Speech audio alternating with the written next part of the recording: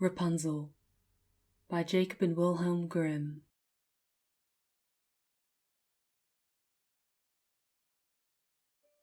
There was once a man and a woman who had long, in vain, wished for a child.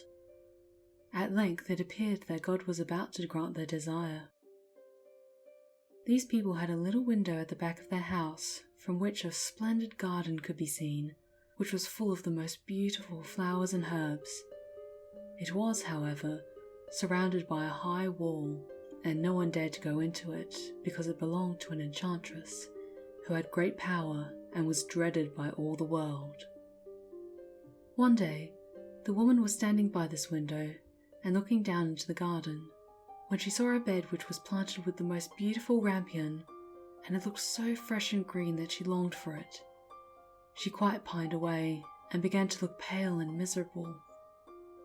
Her husband was alarmed and asked, "What ails you, dear wife?" "Ah," she replied, "if I can't eat some of the rampion which is in the garden behind our house, I shall die." The man who loved her thought, "Sooner let your wife die. Bring her some of the rampion yourself. Let it cost what it will." At twilight, he clambered down over the wall into the garden of the enchantress, hastily clutched a handful of rampion, and took it to his wife. She at once made herself a salad with it and ate it greedily. It tasted so good to her, so very good, that the next day she longed for it 3 times as much as before. If he was to have any rest, her husband knew he must once more descend into the garden. Therefore, in the gloom of the evening, he let himself down again, but when he had clambered down the wall, he was terribly afraid, for he saw the enchantress standing before him. "How can you dare," she said with an angry look, "descend into my garden and steal my rampion like a thief? You shall suffer for it." "Ah," answered he, "let mercy take the place of justice. I only made up my mind to do it out of necessity. My wife saw your rampion from the window, and felt such a longing for it that she would have died if she had not got some to eat." The enchantress allowed her anger to be softened and said to him, "If the case be as you say, I will allow you to take away with you as much rampion as you will, only I make one condition. You must give me the child which your wife will bring into this world.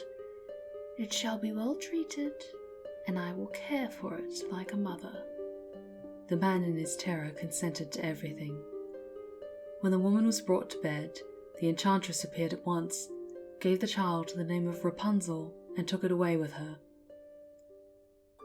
Rapunzel grew into the most beautiful child under the sun.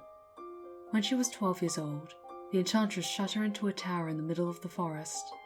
The tower had neither stairs nor door, but near the top was a little window.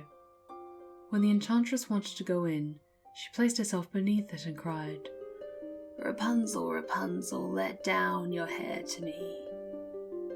Rapunzel had magnificent long hair, fine as spun gold, and when she heard the voice of the enchantress, she unfastened her braided tresses, wound them round one of the hooks of the window above, and then the hair fell 20 ells down, and the enchantress climbed up by it.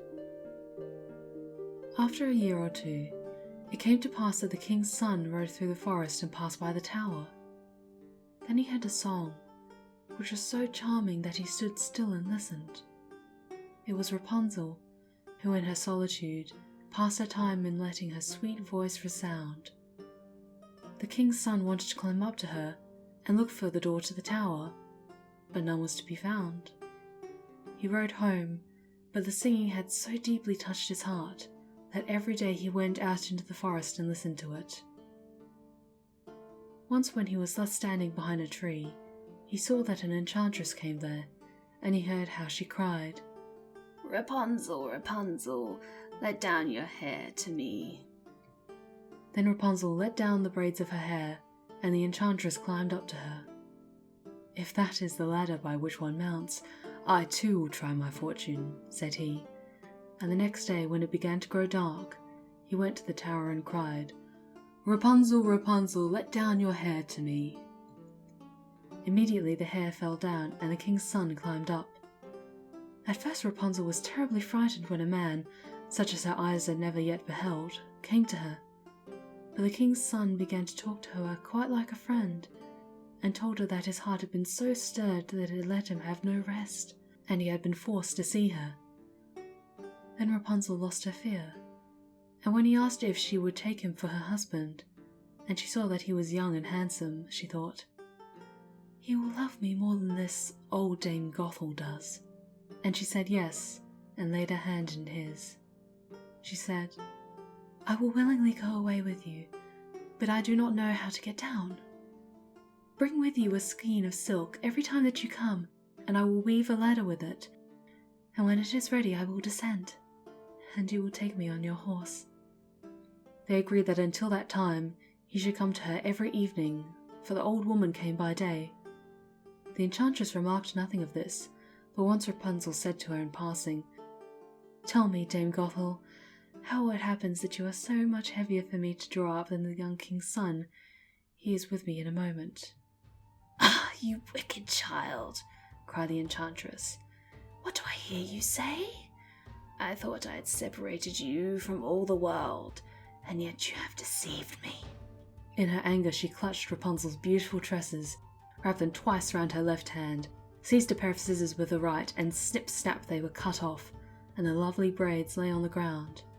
And she was so pitiless that she took poor Rapunzel into a desert, where she had to live in great grief and misery.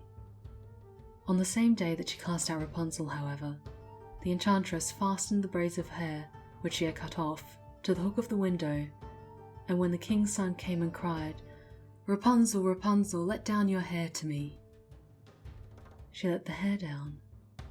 The king's son ascended, but instead of finding his dearest Rapunzel, he found the enchantress, who gazed at him with wicked and venomous looks. "Aha!" she cried mockingly. "You would fetch your dearest, but the beautiful bird sits no longer singing in the nest. The cat has got to it, and will scratch out your eyes as well. Rapunzel is lost to you. You will never see her again." The king's son was beside himself in pain, and in his despair he leapt down from the tower. He escaped with his life, but the thorns into which he fell pierced his eyes. He wandered quite blind about the forest, ate nothing but roots and berries, and did naught but lament and weep over the loss of his dearest wife. Thus he roamed about in misery for some years, and at length came to the desert where Rapunzel, with the twins to which she had given birth, a boy and a girl, lived in wretchedness. He heard a voice, and it seemed so familiar to him that he went towards it, and when he approached, Rapunzel knew him and fell on his neck and wept. 2 of her tears wetted his eyes, and they grew clear again, and he could see with them as before. He led her to his kingdom where he was joyfully received, and they lived for a long time afterwards, happy and contented.